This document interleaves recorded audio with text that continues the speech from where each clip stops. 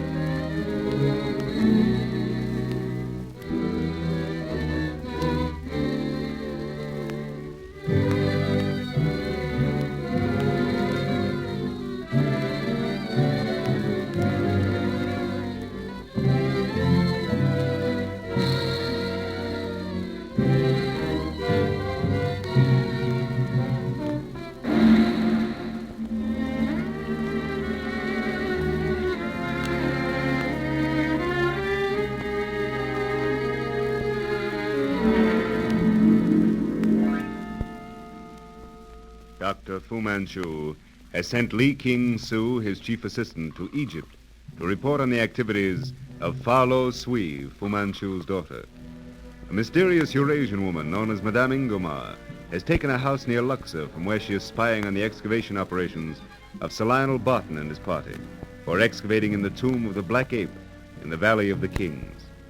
Shan Greville, Sir Lionel's assistant, shows up suddenly at Dr. Petrie's house in Cairo, where Petrie has established his practice since his marriage to Caramé, with the news of Sir Lionel's death. Arriving back in Barton's camp, Petrie and Greville, with Weymouth, now superintendent of detectives in Cairo, are received with the startling announcement that Barton's body has mysteriously vanished. We find them approaching the hut where the body had been placed. But how can that be possible, Forrester? You were with me when I locked Sir Lionel's body in the hut. Yes, I know. Nevertheless, he's gone, and not a trace. If only Neil and Smith were here now. I had the same thought, Weymouth, but he's in Portugal. Caramé and I are due to sail for England next week. He's meeting us at Lisbon. Well. Oh, here's the hut, Mr. Weymouth. If you like, I'll... Just a moment. If you look after Captain Hunter, our pilot, Forrester, I'll talk to you later. Oh, yes, of course. We'll carry on, Greville. Come on, Petrie. This hut is in part a laboratory. That end is Forrester's special province. As you see, we use the rest of it to keep plans, diagrams, and Remus pictures. She's our official photographer. Greville, you're not prejudiced by certain suspicions of Petrie's and mine. I asked Forrester to look after Hunter so we three could be alone. I'd like to ask you a few questions. All right, sir. Go ahead. Where is Ali, your head man? I understand Forrester sent him over to Luxor tonight with a letter to the manager of the Winter Palace, asking him to call you in Cairo and explain what had happened. He should be back by this time. How long a time elapsed between your finding Sir Lionel in his tent and the removal of his body to this hut? Roughly 2 hours. When did you decide to move him? When I made up my mind to go to Cairo. I personally sorted the job of bringing him in here. I locked the door, gave the keys to Forrester, and turned in for a bit of sleep before starting for Luxor. Did anything unusual happen during the night? We heard a strange howling of dogs. We all turned out, but found nothing. About what time was that? I can't say exactly. Sometime before dawn. Now, you spoke of Barton's niece. Where is she and where was she at the time Barton died? I don't know. You don't know? I thought she was your photographer. She is, but, well, you see, we had a bit of a quarrel, and she went to Luxor Tuesday. I haven't seen her since. Barton knew of her absence? Yes, he did, and thought it was a joke on me. But she often stays in Luxor overnight and works here during the day. Oh, I see. I assume, then, that you two were engaged. Did Sir Lionel approve? Oh, yes. Then, since she hasn't returned, I take it she doesn't know what happened. Now, will you ask Forrester to come in, please? Right. Great Scott. There it is again. Shan, dear. Rima! Good heavens, what is it? Where did you come from? Shan. Darling, please. Oh, I'm afraid, Shan. That strange howling. Oh, it's all right, dear. We'll find that dog. But it isn't a dog. It's... Who's in the big hut? Dr. Petrie and Superintendent Weymouth. They came up with me from Cairo. Old friends of Uncle Lionel's, aren't they? Yes. You know, it's ridiculous, but they have an idea that your uncle isn't dead. I think so, too, Shan. You what? When did you get back, dear? And what do you know of this? I came back with Ollie. He told me everything, so of course I had to come. Oh, I say, Greville and Rima. Superintendent Weymouth wants you both in here. All righto. Come along, dear. Did you catch that dog, Greville? No, Weymouth, It isn't a dog, Mr. Weymouth. Oh, I suppose you're Rima Barton. Well, you're right, miss. It isn't. It's a signal. The camp's being watched. Has anything happened that might account for this signaling? Yes, Ali and Rima here just returned from Luxor. Ah. Well, we have the facts up to the time you left last night, Greville. I want to know now what happened afterwards. Well, everything we were likely to need was moved out of this hut, so there'd be no necessity for anyone to enter. After I left, there was only Forrester here and Ali. The workmen? They live in Kerner. None were in camp. Next morning, I gave out that Sir Lionel had gone to Luxor with Grev. I stopped all work, of course. I see. Then about dusk tonight you came in here to see if everything was all right. Was the door locked? I unlocked it to come in. Oh, the window there. Fastened on the inside, as it is now. Was there anyone in the habit of visiting camp? Only one person, a Madame Ingemar. The lady you mentioned coming up on the train, Greville, eh? The same. Who is she? No one could have answered that correctly but Sir Lionel. Oh, a friend of his, Miss Rima? Well, Uncle knew her husband. I don't think he'd ever met the woman, though, before she popped in on us here. Ingemar. What nationality might she be? Forrester thinks she's Hungarian. I think she's an Oriental. An Oriental? Yes. At least her eyes slant quite a bit. Attractive? Young? Oh, very. Smart, cultured, evidently well-to-do. Do you ever notice her eyes? What color were they? One couldn't help but notice them. They were green. A jade green. By Jove, Weymouth. The description tallies with the Lady of the Sea Fan. When was this woman here last, Greville? On Monday, the day Sir Lionel switched the quarters and put up the barriers. Greville, I see that you and Forrester are a bit annoyed that Dr. Petrie and I have a theory we haven't shared with you. Very well, I'll give you some facts. Meanwhile, give Ali a gun. Tell him to mount guard outside and shoot anything that moves. Great Scott, Mr. Weymouth. What does that mean? It means that we are dealing with agents of Dr. Fu Manchu. And that howling is most significant. It's a signal.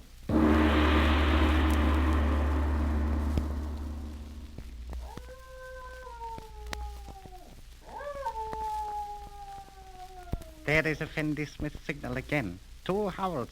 Someone is coming whom we are to detain and question. Yes, Hasim.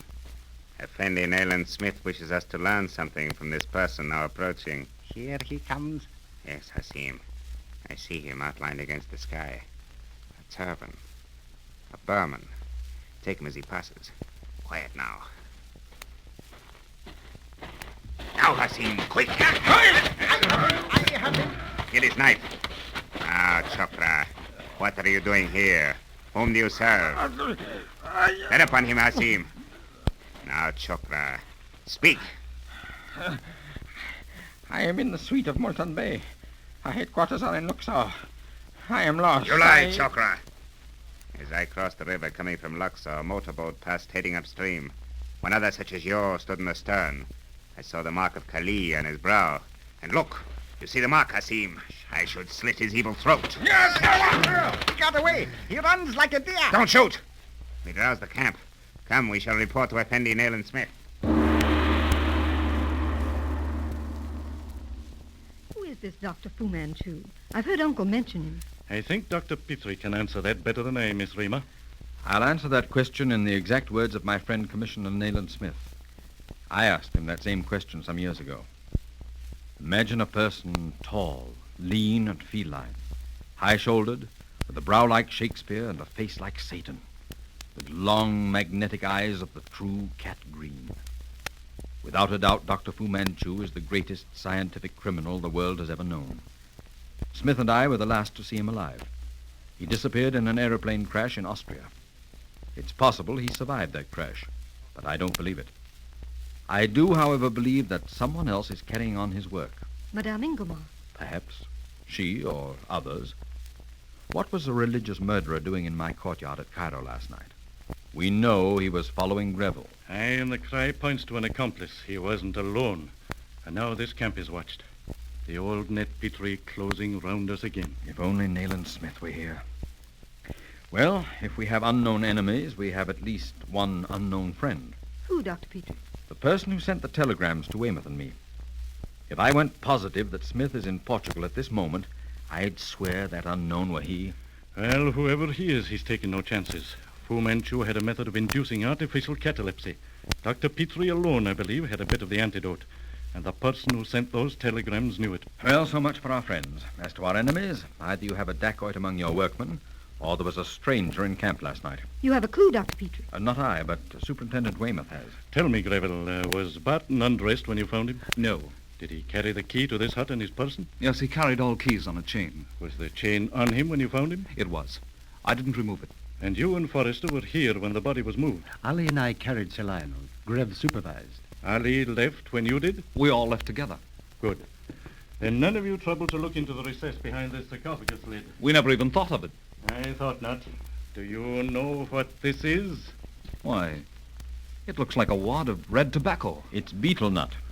Someone who chewed beetle nut must have been listening outside Barton's tent when you decided to move his body to this hut. And later, with the key on Barton's chain, unlocked the door and removed Barton's body. That's nice reasoning, Mr. Weymouth. And I agree, but beetle nut? Simple. Many dacoits and Burmans chew beetle nut.